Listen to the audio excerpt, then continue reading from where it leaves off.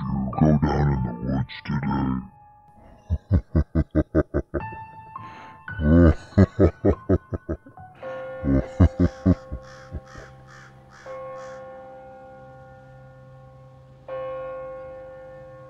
So, this is something that I've kept to myself for 2 years now, and every time I think about it, the hair all over my body still stands up. Here's some context. My girlfriend and I really like to try and find new hikes in western Colorado. We decided to try a new trail that was not on the national monument and was way away from any other trail. Was a good deal of the way out of town as well. Anyways, we were one of the only cars parked at the trailhead, and as we were walking it quickly got dark. We made it all the way until the moon rose, and I stopped to hug my girlfriend and have a romantic moment. All of a sudden, further down the trail, at least a few miles, we hear automatic gunfire. Pop, pop, pop, then silence for a couple of seconds. Pop, pop, pop. Now this is kind of a normal thing for my area. Even though it was not public land, I knew a lot of buddies who would know of many forgotten trails to shoot on and not to get caught. My girlfriend asked me if I thought they were gunshots, and I told her that I couldn't think of anything else in the middle of this wilderness. We decided it would be best to turn back. We were about 2 miles down the trail at this point, at the top of a very large hill covered in desert shrubs. As soon as we stopped talking, we realized something was wrong. All of the insects had stopped chirping. There had been dozens of crickets the entire hike up. All of the sounds of nature completely stopped. My girlfriend was facing further down the trail, and I was facing back the way we came, ready to turn back. She looks behind me, then screams and starts to run. I was already scared shitless, but I figured the worst it could be is some drunk redneck about to give us some trouble. I turned and looked where she looked, and I immediately ran after her. I've never run so fast in my life. The shrubs were about 2 to 3 feet high in varying spots, and when I turned around, I don't even know how to describe it, but it looked like a shadow. Even with the moonlight directly shining on it, it was almost an absence of light. It was already slowly standing up when I turned around. As soon as it fully rose up, I realized that I was looking up at it, and it had to be at least a foot taller than me. Had a very skin and bones figure, but it was not human. We sprinted back to my car, still with nature silent the whole way. I was in such a hurry when we ran to my car that neither of us noticed I hadn't had to use my keys to unlock the car. We were halfway through the drive home when we realized that every single hair on my body was raised. And if I'm being honest, I've never felt anything like what I did when I saw it. Every fiber of my being screamed run, and I was almost paralyzed by the fear that washed over me. Does anyone have any idea what it could have been?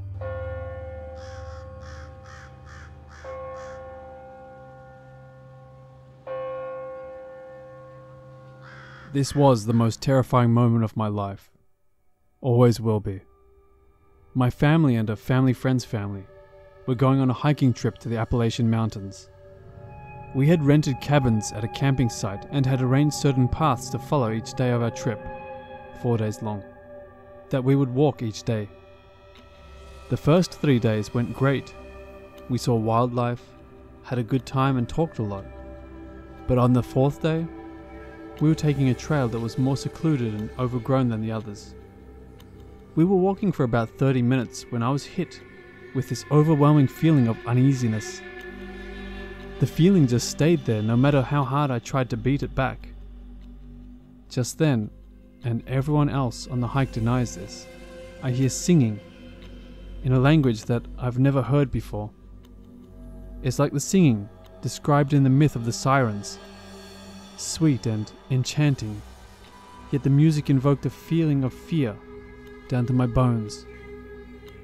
Everyone else seems completely oblivious to it. I tried telling my dad that something was wrong, but he just told me I was probably tired and that we would stop soon. So about 5 minutes later, and the singing just keeps getting louder, and my heart was racing. We had stopped to rest and eat something as well. I wish with all my heart that we hadn't stopped. About 2 minutes into our little rest, the singing is still getting progressively loud, but my nerves have settled slightly.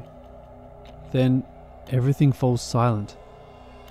Everyone in our group of about 12 people suddenly turns to the trees to our left.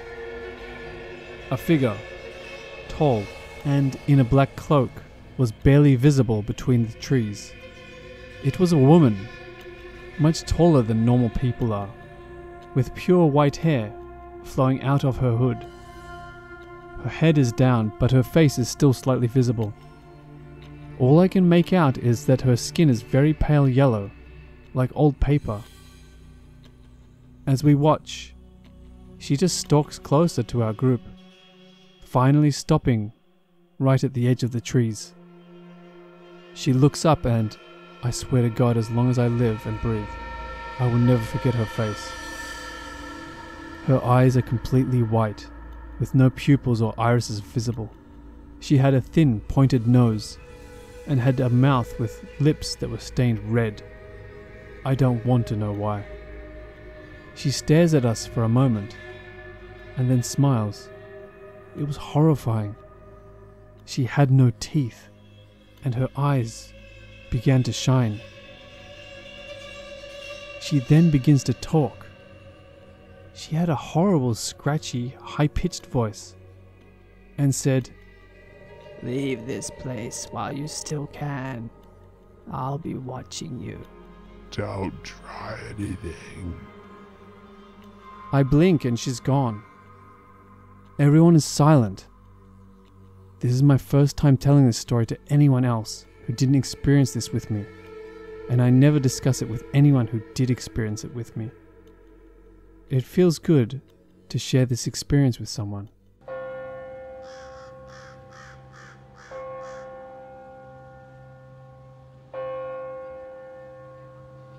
This is not my story, but rather from my teacher. I'll call her Jane here. It was 30 to 40 years ago. My teacher went with a bunch of young scouts and brownies around 8 to 13 years old to go on a camping trip at midnight. This was in Hong Kong, and they went to a faraway countryside town that was known to be haunted. Jane had hiked at the place before, but never at midnight, and never had to tend to a bunch of kids while doing so. So they walked into the mountains for a while, and they arrived at a deserted village. They saw 2 wolf dogs bound with chains barking at them. Jane looked behind them and saw a house she had never seen before, and she had been there multiple times. There originally was a path there. The house was a small Western-style slum, locked from the outside. The lock was rusty and old and budged easily when they pulled on it. With no choice, all of them backed into the house. The house was completely dark and they could see nothing. They were still calming down when a voice sent chills down their back. Where are you going? In Cantonese. It was a deep, raspy voice from an old woman. With no choice, Jane said, "Oh, we're trying to reach destination." The old woman told them how they could go there, and Jane thanked her and quickly led the kids from the room. Following the old woman's instructions, they all reached a seemingly dead end. The only road there was thin and rugged and blocked by thick bushes. Beside it was a tree stump with a few Chinese characters scribbled on it in red. Enter and die. They were obviously scared, but there was no other way to go, so they entered the road. After a couple of minutes of hiking, they arrived at a large grass plain. It was completely silent, without a flicker of wind or the calls of animals. The moon shone brightly above them. Note that this was at the middle of a mountain, so there was no logical way there could have been such a place. Jane saw something shimmering at the bottom of a distant tree. She told the kids to run immediately back down the road if she said so, and she would join them afterwards. Trembling, she slowly approached the tree. What she saw was a red ribbon, those you see on Chinese dances, dangling from a tree branch. One, not a pair but one, Chinese vintage style women's shoe, and a puddle of blood. She yelled, telling the kids to run, and so did she. They all made it back out to the village. But then the locked house was gone, and at its place was the path I said. And at its place was the path they were looking for. About an hour down the road, they had arrived at a small house at an abandoned farm. The house was on a waist-high concrete platform, covered with ceramic tiles, and the kids sat there to take a rest and drink some water. At this point, Jane was already scared as hell, and suddenly a kid screamed. Jane flinched but quickly calmed down. What happened? There are bones here! Turns out the kid sat on a loose ceramic tile. It came off, revealing a ceremonial jar with a pile of bones. Jane told her it was just dog bones, not so much comforting the kids as much as comforting herself. Then a second kid screamed. Jane turned to see him pointing at the window of the house. Inside was a coffin. Jane and the kids quickly packed their stuff and left the house. She told them to stay silent and walk steadily no matter what, as she knew the place was clearly haunted. They walked through a path, clearly hearing a woman and baby crying. The woman wasn't really crying loudly, but rather in a soft, sorrowful sob. They arrived at the intended campsite and set up camp, with the entrances facing the mountain and opposite to the lake. Exhausted, they all fell asleep quickly, but when they woke up the next morning, the entrances were facing the lake. The tents had been miraculously rotated 180 degrees. After a few more hours of uneventful hiking, Jane successfully led the kids back to the town. Alive, yes. Unscathed, not so much. All of the hikers aside from Jane and one other child fell ill and suffered from high fever.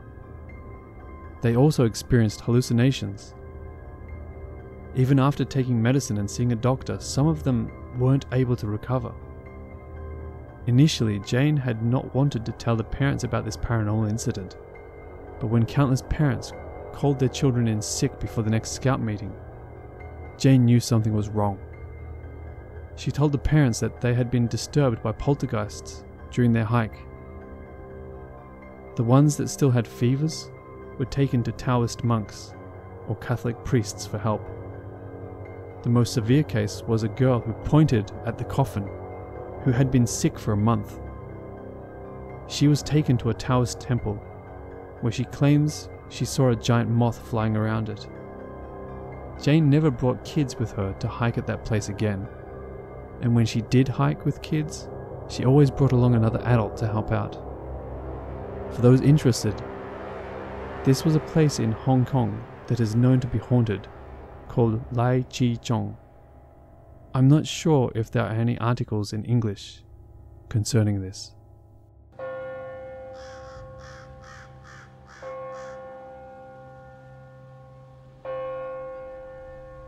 So this happened last year in Virginia, and is also the reason I never backpack alone anymore. I was taking summer courses at the time, and we ended up with a 3-day weekend in June, so I thought it was a great time to go explore some of the Virginian wilderness. I did a Google search, found a state park with a trail that looked nice, and let my roommate and family know the trail I was going to be on. When I got close to the park area, I saw a little outdoor shop where people hiking the Appalachian Trail stop. I went in to grab a map of the area just in case I got lost. As I was talking to the owner, he mentioned a trail that's not well known, that has a pretty cool waterfall and swimming hole. This piqued my interest, so I had him show me on the map. It took me outside the state park, but he said it was a great place to go. I paid for the map and thanked the owner. I texted my roommate and parents about the new trail and parked my car and set off on my adventure.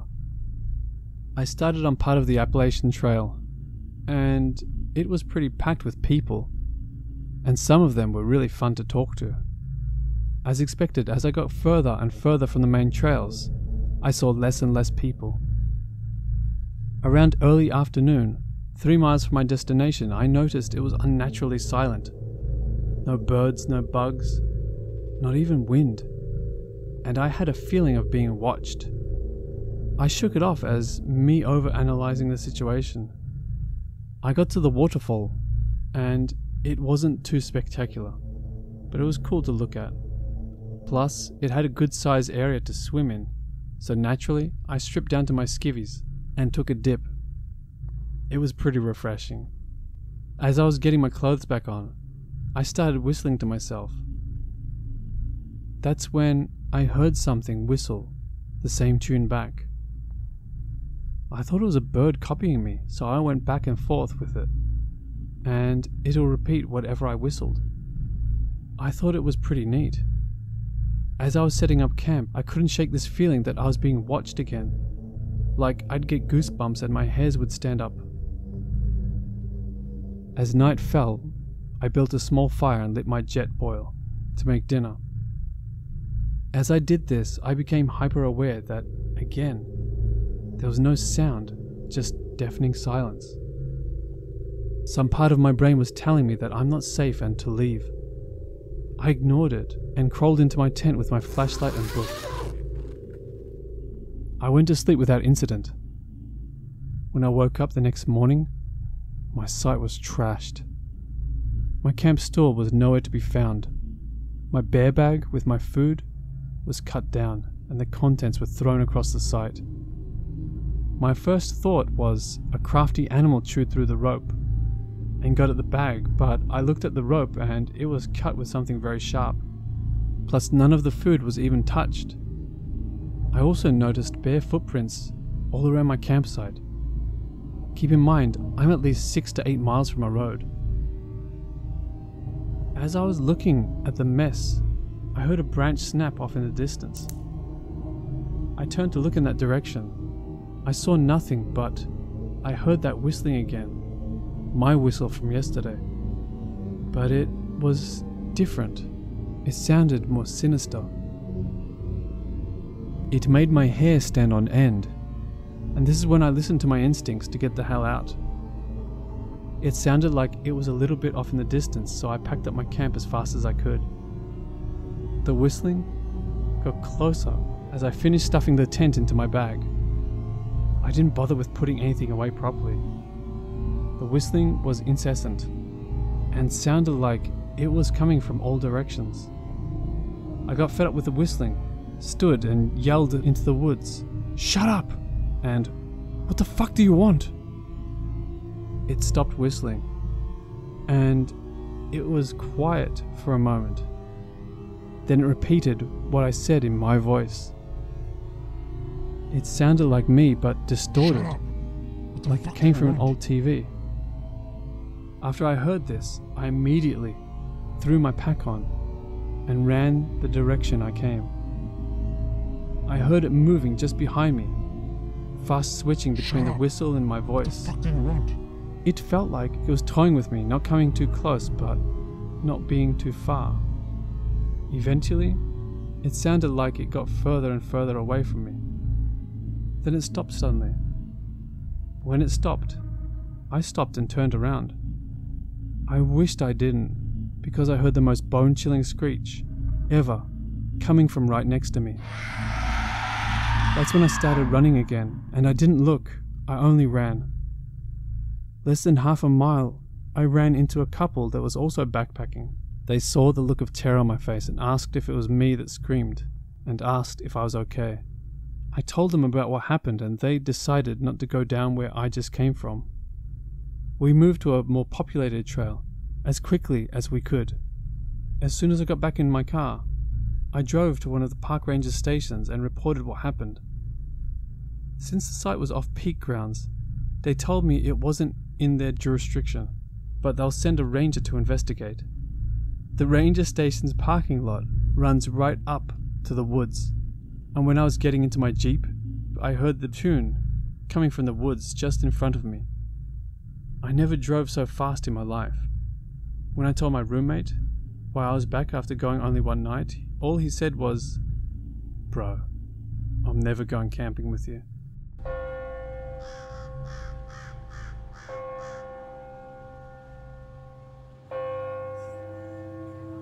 So we were deciding to go somewhere haunted during the day.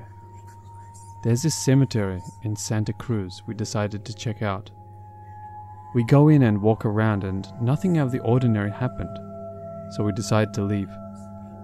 The cemetery is on a supposed haunted road that leads up into the woods.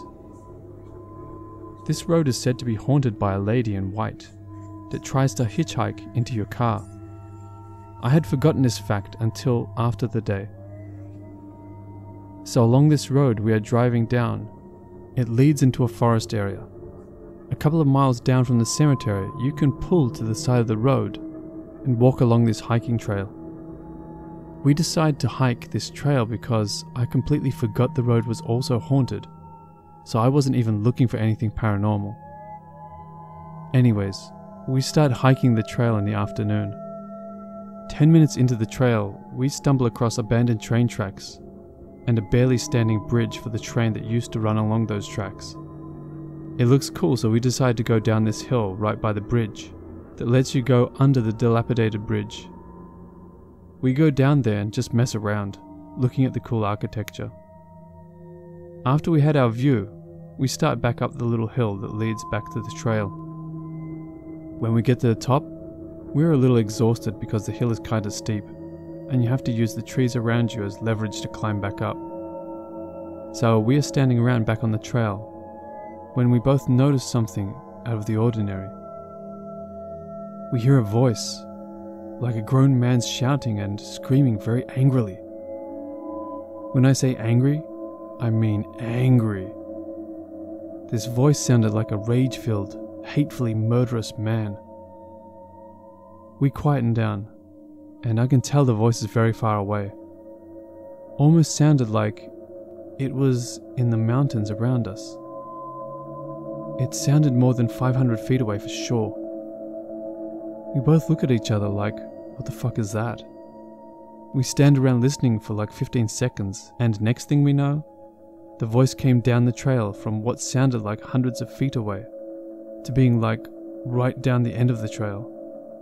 The inhuman speed of the voice coming closer to us was unnatural. I noticed a voice coming from down the trail, and I'm thinking to myself, this voice sounds like it's from someone who is about to kill someone out of rage.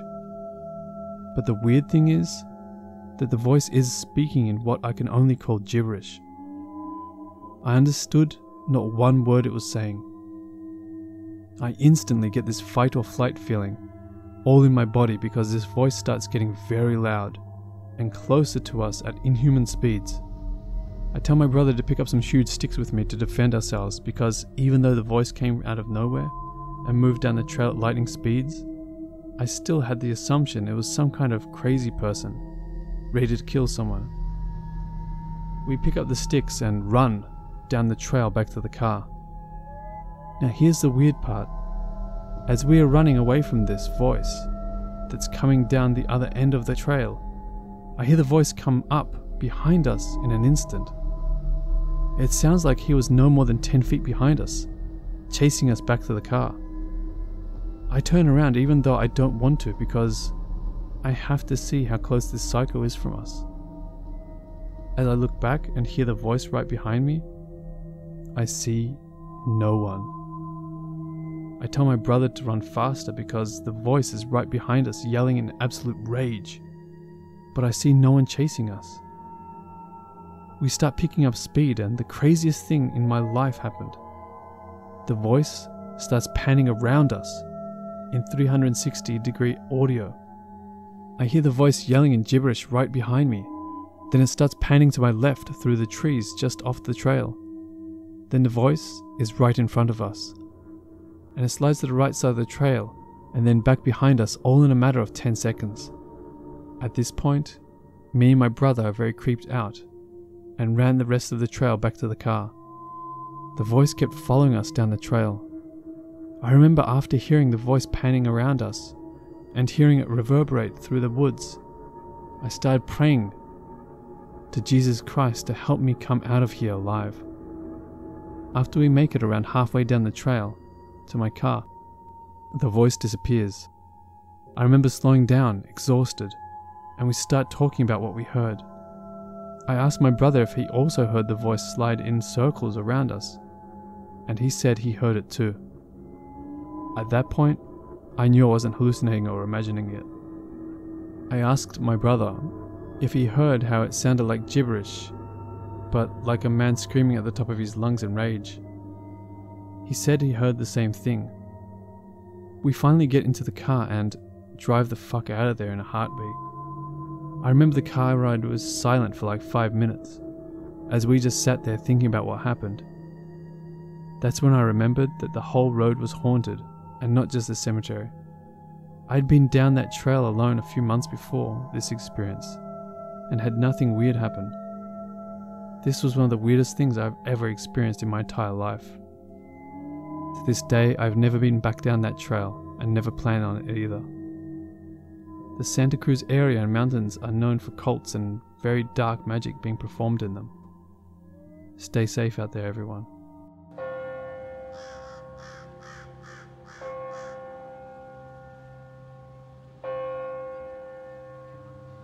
Hello watchers and listeners.